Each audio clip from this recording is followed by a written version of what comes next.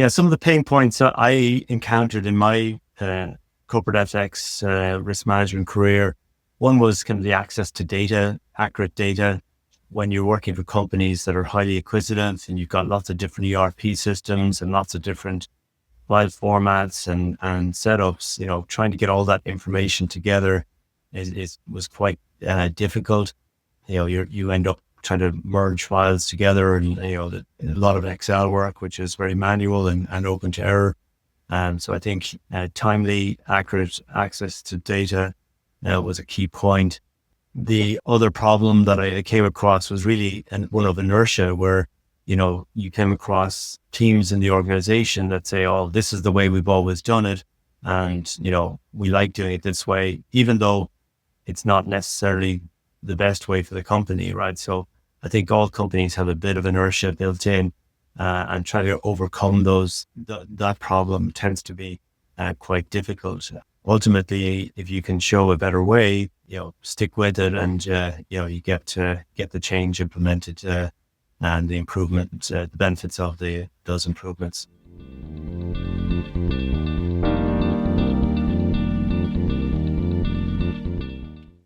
So the biggest mistake that I'm seeing today is really around having a really good process in place to manage the program. So most companies will have a policy set out, but having a really watertight process where there's no leaks, where FX risk could be covered, that it's not, that tends to be probably the biggest mistake.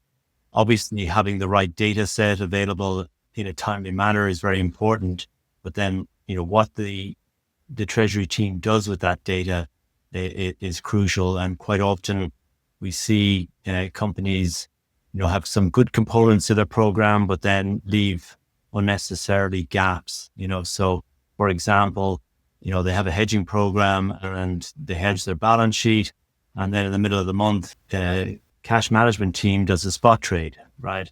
And that can create risk rather than remove risk, because the cash management team is doing a spot trade to create currency to pay vendors, where that vendor liability was already hedged on the balance sheet, right? So by doing a spot trade in the middle of the month, just isn't tying the pieces of the balance sheet program together. And those sorts of things can really create a lot of noise in the results. So tightening up that process and having connectivity to other parts of treasury and other parts of the business can really help improve the performance of the program.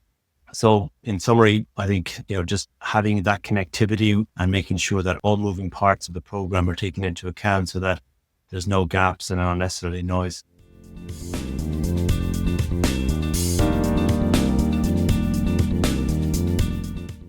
Yeah, I suppose the biggest mistakes when it comes to technology when managing FX risk for companies, the obvious one is using Excel to manage a large volume of FX data. It just is not capable of doing it, and it really opens the company to errors and mistakes. So we see this all the time.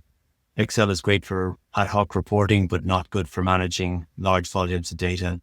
So really that is the biggest red flag that we see in FX risk management, the over-reliance on Excel.